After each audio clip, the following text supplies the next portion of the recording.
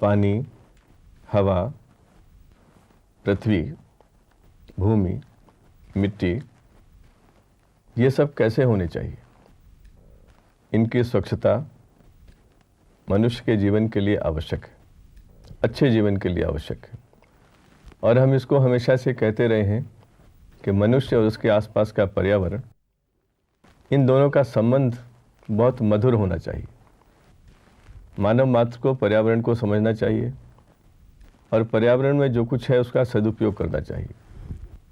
दुर्भाग्य से पिछले कुछ दशकों से पर्यावरण की स्थिति चिंता का विषय बन गई है और जब भी मनुष्य की किसी भी कार्यप्रणाली में ऐसी चिंता की स्थिति बनती है तो उसका समाधान ढूंढने के लिए शिक्षा की ओर देखा जाता है।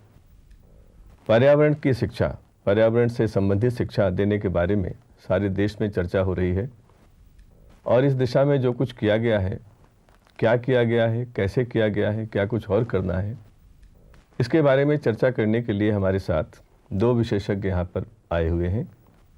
मेरी दाहिनी तरफ प्रोफेसर ओंकार सिंह देवल जी बैठे हुए हैं और मेरी दूसरी तरफ प्रोफेसर राजेंद्र दीक्षित जी बैठे हुए हैं। इन्होंने इन क्षेत्रों में कई वर्षों से काम किया है और विश्व भर में जो कुछ हो रहा है उसे देखा है, क्योंकि पर्यावरण की समस्या, उससे संबंधित चिंताएं केवल भारत की चिंताएं नहीं हैं, सारे विश्व की चिंताएं हैं। वैसे हम सभी ने देखा है कि हमारी नदियों का जल प्रदूषित हुआ है, शहरों में और अनेक स्थानों पर वायु प्रदूषण हुआ है, ध्वनि प्रदूषण हुआ है और मिट्टी की गुणवत्ता में भी कई बार ऐसी चीज़ें पैदा हुई हैं जो नहीं होनी चाहिए थी। इससे संबंधित और भी बहुत से उदाहरण मैं आपके सामने दे सकता हूं, लेकिन सबसे पहले मैं प्रारंभ करूंगा प्रोफेसर देवल जी से ये पूछकर कि पर्यावरण शिक्षा क्यों आवश्यक है और किस प्रकार उस संबंध में लोगों को चिंतन और मनन करना चाहिए। ये विषय अपने आप के अंदर बहुत ही इम्पोर्टेंट है, महत्वपूर्ण है और हमको इसको बहुत गहराई से इस विषय की तरफ देखना चाहिए। मेरे ख्याल से तीन चीज़ें हैं जिसकी तरफ हमारा ध्यान जाना चाहिए। पहला तो ये कि पर्यावरण को क्या हम हमारे लिए मानते हैं या हम हमको पर्यावरण का एक हिस्सा मानते हैं। दोनों के अंदर बड़ा अंतर है। अगर हम नेचर फॉर द पर्सन अगर हम ये मानते हैं तो उस हालत के अंदर हम नेचर को, प्रकृति को, पर्यावरण को हम एक्सप्लॉइट करते हैं, उसको डिस्ट्रॉय करते हैं और उसको नष्ट करने की कोशिश करते हैं हमारे फ़ायदे के लिए। ये एक तरह से विकृत दृष्टिकोण है, लेकिन प्राय इसी प्रकार का दृष्टिकोण ज़्यादा लोगों के साथ में ये है। दूसरा दृष्टिकोण है ये है कि व्यक्ति प्रकृति के अंदर है और एक सामंजस्य अपनाना चाहिए प्रकृति के साथ में और प्रकृति को साथ में लेकर के उसको सबल बनाते हुए, उसको नष्ट नहीं करते हुए प्रकृति की तरफ देखना चाहिए। ये दूसरा दृष्टिकोण है।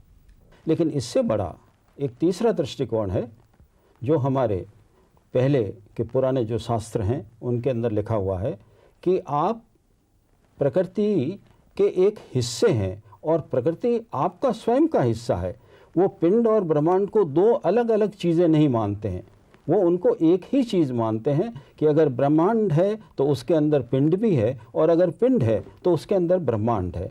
और मुझे एक गीता का श्लोक समझ में आ रहा है जिसके अंदर ये कहा गया है कि सर्वभूतस्थ आत्मानम सर्वभूतानि च आत्मनि, सारी चीज़ें आपके अंदर हैं और सभी चीज़ों के अंदर आप हैं। अगर यह दृष्टिकोण हो जाए तो हम कभी नेचर को, प्रकृति को, पर्यावरण को नष्ट नहीं करेंगे, एक्सप्लॉइट नहीं करेंगे। मैं तो सोचता हूँ इस तरीके से व्यक्ति को देखना चाहिए। शिक्षा का एक अंग यही होना चाहिए। आपने ये जो बात कही है ये बड़ी महत्वपूर्ण है। प्रारंभ में जो आपने कहा था कि लालच, कि हम क्यों ऐसा करते हैं जिससे प्रकृति के साधन जो हैं उनका दुरुपयोग होता है, पर्यावरण प्रदूषण क्यों होता है, क्योंकि प्रकृति में जो कुछ उपलब्ध है उसका कहीं न कहीं किसी कारण दुरुपयोग होता है। और इस पर हमें थोड़ी सी चर्चा करनी चाहिए कि वो कौन सी प्रवृत्तियां हैं जिसके कारण ऐसा हो रहा है। लेकिन इसके पहले हम जानते हैं कि हमारे देश में पर्यावरण के साथ जो जुड़ाव है उसकी बहुत बड़ी सशक्त परंपरा रही। हम सभी का सम्मान करते हैं जो कुछ प्रकृति में है। हम पशुओं का सम्मान करते रहे हैं, हम पेड़ों का सम्मान करते हैं, हम नदियों का सम्मान करते हैं और उन्हें बहुत कुछ आदर भाव से देखते रहे। फिर ये परंपरा कैसे टूटी, ये प्रश्न हमारे सामने आता है।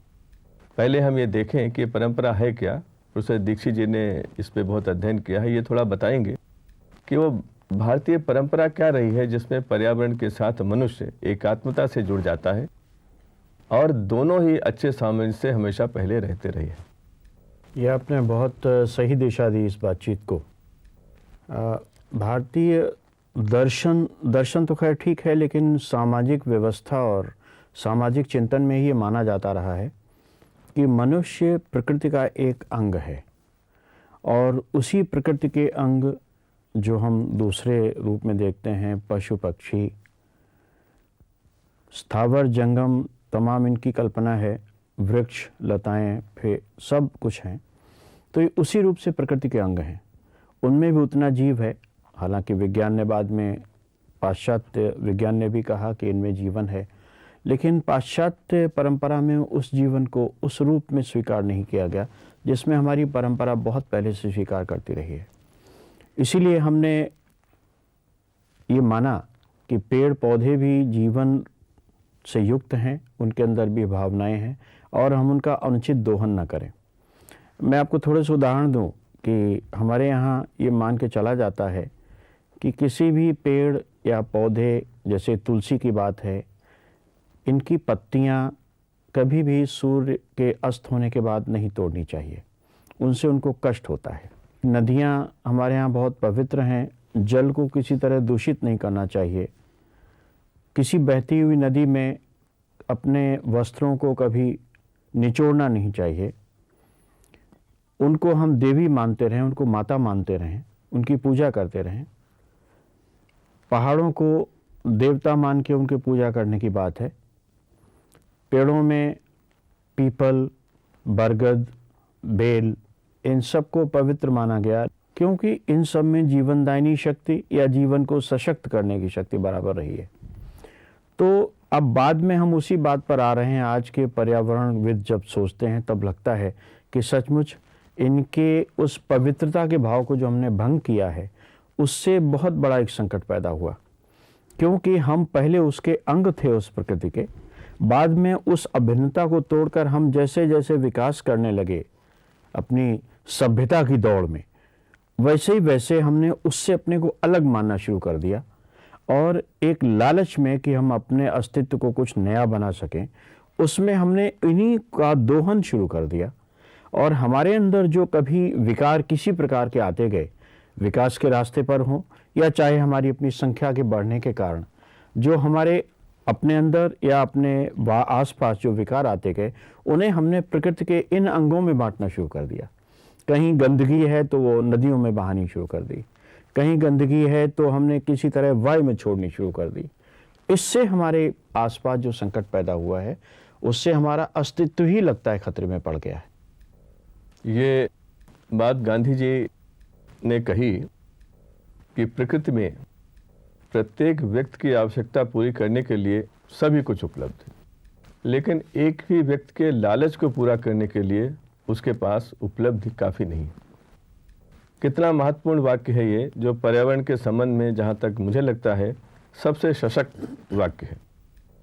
देवल साहब ने ये बात कही थी कि जब हम पर्यावरण का दोहन करते हैं तो कई बार अपने लालच के कारण हम ऐसा करते हैं और जानते हुए भी कि इसका परिणाम आगे आने वाली पीढ़ियों के लिए ठीक नहीं होगा, हम ऐसा करते रहते हैं। हमारे देश में ऐसे अनेक शहर हैं जिनके आसपास पहाड़ियों पर घने जंगल थे, बड़े विशालकाय पेड़ थे। पिछले 3 दशकों में सारे के सारे पेड़ काट दिए गए। जिन्होंने ये पेड़ काटे उन्होंने कुछ धन अर्जित किया, लेकिन उन्होंने शायद ये नहीं सोचा कि उन्हीं की तीसरी या चौथी पीढ़ी को इसके कारण हवा, पानी और मिट्टी से जुड़ी कितनी ही चीज़ों की कमी महसूस होगी और यह व्यक्ति विशेष या परिवार विशेष के लिए न होकर अनेक लोगों पर इसका प्रभाव पड़ेगा। इसका समुदाय पर प्रभाव पड़ेगा, व्यक्ति पर प्रभाव पड़ेगा। कहते हैं कि व्यक्ति समाज और प्रकृति, इन तीनों का सामंजस्य बहुत आवश्यक है जिससे कि मानव मात्र का जीवन सुचारू रूप से चल सके। व्यक्ति और समाज का संबंध प्रारंभ से बनता है। समाज व्यक्ति को प्रकृति के साथ संबंध बनाने के लिए तैयार करता है और शिक्षा भी उसमें एक महत्वपूर्ण अंश है। हमें ये देखना चाहिए कि जो शिक्षा हम दे रहे हैं वह इस उत्तरदायित्व को किस तरह पूरा कर पा रही है या नहीं कर पा रही। इस संबंध में हम आगे चर्चा करेंगे कि बहुत से प्रयास शिक्षाविदों ने किए हैं, संस्थाओं ने किए हैं, एनसीईआरटी ने भी किए हैं। लेकिन इसके पहले थोड़ा हम ये और समझ लें कि शिक्षा कितना महत्वपूर्ण योगदान इसमें दे सकती है। आपका क्या विचार है? शिक्षा इसके अंदर बहुत योगदान दे सकती है और मैं ये सोचता हूँ कि शिक्षा से ही चीज़ें प्रारंभ की जानी चाहिए। लेकिन शिक्षा का जो अर्थ हम लें वो सिर्फ मात्र ज्ञान देना तक ही सीमित नहीं रखें, उसको और आगे बढ़ाएं। उसके साथ के अंदर उसके एटीट्यूड्स क्या हैं, उसके वैल्यू सिस्टम क्या हैं, उसके मूल्य क्या हैं, वो किस नज़रिए से, दृष्टिकोण से पर्यावरण की तरफ देखता है, वो एक शिक्षा का एक अभिन्न अंग होना चाहिए। और वो अभिन्न अंग जब हो सकता है जब को-करिकुलर एक्टिविटीज़ को उसी महत्वता से और उसी इम्पोर्टेंस से ली जाए जितनी कि क्यूरिकुलर के अंदर ली जाए। क्यूरिकुलर के अंदर एक जिसको कहते हैं नॉलेज बेस, एक नॉलेज बेस बिल्ड किया जाए। ये अमुक चीज़ें हैं। इस प्रकार का आजकल पर्यावरण के अंदर खराबियां आ रही हैं, ये एक नॉलेज बेस होगा। उस नॉलेज बेस के बाद में शिक्षा ये करे कि तुम्हें क्या क्या कौशल पैदा करने हैं, क्या क्या स्किल्स पैदा करनी है जिससे तुम वो चीज़ें नहीं करो। तो दूसरा जो पद आएगा, दूसरा स्टेज आएगी, वो कौशल की आनी चाहिए। और अंत के अंदर करिकुलर एफर्ट्स से और को करिकुलर एफर्ट्स से दोनों से मिल करके उन वैल्यूज़ को डेवलप किया जाए, उस फ्रेम ऑफ माइंड को डेवलप किया जाए, उन एटीट्यूड्स को डेवलप किया जाए जिसके कारण वो ये सोचे कि ये जो मैं काम कर रहा हूँ वो गलत कर रहा हूँ। मैं कई दफ़े देखता हूँ कि पानी, हाथ धोने के अंदर पानी कितना खर्च होना चाहिए, शायद कई लोग उससे 5 गुना या 10 गुना पानी ज़्यादा खर्च कर देते हैं। एक जगह कहीं मैं गया था, एक जैन संस्थान था, वहाँ पर लिखा हुआ था कृपया स्नान के लिए 1 बाल्टी से पानी ज़्यादा खर्च न करें। मुझे बहुत अच्छा लगा। हम 5 स्टार के अंदर देखते हैं पूरे टब के अंदर आदमी स्नान करता है और फिर कहते हैं कि पानी की कमी है, वाटर हार्वेस्टिंग करना चाहिए। ये ठीक है, लेकिन वाटर हार्वेस्टिंग के साथ साथ में हमें किस तरीके से हमारे कंजम्पशन को कम करना है, ये भी चीज़ देखनी चाहिए। सस्टेनेबल डेवलपमेंट अवश्य हो, लेकिन सस्टेनेबल कंजम्पशन भी हो। वेस्टफुल मुझे ठीक तरह से याद आ रहा है कि जो 1992 के अंदर रॉय के अंदर जो मीटिंग हुई थी और जो सम्मेलन हुआ था पर्यावरण के बारे में, उसके अंदर एक प्रमुख चीज़ दी गई है कि developed countries are engaged in wasteful consumption. जब तक हम उसको समाप्त नहीं करेंगे तब तक शिक्षा का एक ही पक्ष उन लोगों के सामने आया। अतः मैं आपकी बात को वापस इस बिंदु पर लाना चाहता हूँ कि हमें शिक्षा के अंदर सारे ज्ञान की चीज़ें देनी चाहिए, कौशल पैदा करने चाहिए और ज्ञान और कौशल से बढ़ करके हमें उनके मूल्य पैदा करने चाहिए। आपने इस बात को बहुत अच्छे ढंग से रखा कि इस समय मनुष्य के सामने जो बड़ी समस्या है वो है कि वो समृद्धि की एक दौड़ में लगा हुआ है और वहाँ पर जो उत्पादन हो रहा है, जो उपभोक्ता संस्कृति बनी है, उससे बड़ी समस्याएं पैदा हुई हैं। ये समस्याएं विकसित देशों में जन्म ले रही हैं। इनके मूल कारण विकसित देशों में है, मगर समस्या ये बनते हैं विकासशील देशों के लिए और हमें उसके परिणाम भुगतने पड़ते हैं। ये बात अपनी जगह सही है। सम्मेलन रियो में हुआ, उसके पहले भी कई जगह पर हुए और सभी जगह ये बात उभर कर आई कि जब तक हम प्रत्येक व्यक्ति को ये नहीं बताएंगे कि उसे जो भी प्रकृति के संसाधन उपलब्ध हैं वह मानव हित में किस प्रकार सोच समझकर रेशनली इस्तेमाल किए जाएं, तब तक ये समस्याएं बढ़ती जाएंगी। इन समस्याओं के समाधान करने के लिए निश्चित रूप से लोग शिक्षा की ओर देखते हैं। मनुष्य के जीवन में जैसा मैंने कहा, कोई भी समस्या है तो हमें लगता है कि शिक्षा उसका समाधान किसी न किसी प्रकार करेगी। इस चिंतन के पीछे जो विचार है वो सही है कि यदि हम बच्चों को उनके प्रारंभिक वर्षों में जानकारी दे दें, कौशल सिखा दें और उनके दृष्टिकोण बदल दें, तो निश्चित रूप से आगे चलकर जब वे नागरिक बनेंगे तो अपने उत्तरदायित्व का निर्वाह अच्छे ढंग से करेंगे और उस उत्तरदायित्व के निर्वाह में इन समस्याओं के समाधान हमें लगातार मिलते जाएंगे। अगर व्यक्ति अपना उत्तरदायित्व सही ढंग से निर्वाह करेगा तो समस्या निश्चित रूप से कम होगी, समाप्त नहीं होगी तो कम तो होती ही जाएगी। अब प्रश्न आता है कि हम बच्चों को जानकारी दे सकते हैं, हम बच्चों के जो विचार हैं, जो उनके दृष्टिकोण हैं, उन्हें परिवर्तन के प्रयास भी कर सकते हैं, परंतु इसके बाद भी जो कई बार नीतियां जो होती हैं, जो विकासशील देशों में नीतियां बनती हैं, उनके कारण भी समस्याएं पैदा होती हैं। शिक्षा इस तरफ कैसे ध्यान दे, ये प्रश्न उठता है और मैं समझता हूँ आपने इस पर कुछ विचार जरूर रखे होंगे, वो आप हमें बताएं। आपका कहना ठीक है और इस संबंध में जो प्रोफेसर देवल ने बात कही वो भी बहुत सटीक है अपनी जगह, कि पर्यावरण की बात करते समय हमें केवल सूचनाओं पर ध्यान नहीं देना होगा।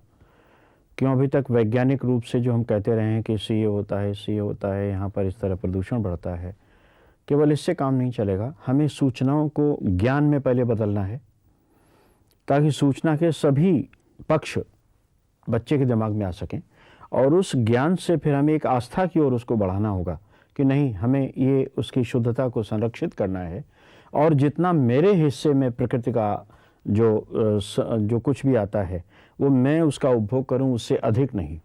जब ये आस्था बनेगी और एक तरह से धार्मिक आस्था को रूप ले लेगी तो मेरा विश्वास है कि हमारी ये समस्याएं कम होंगी।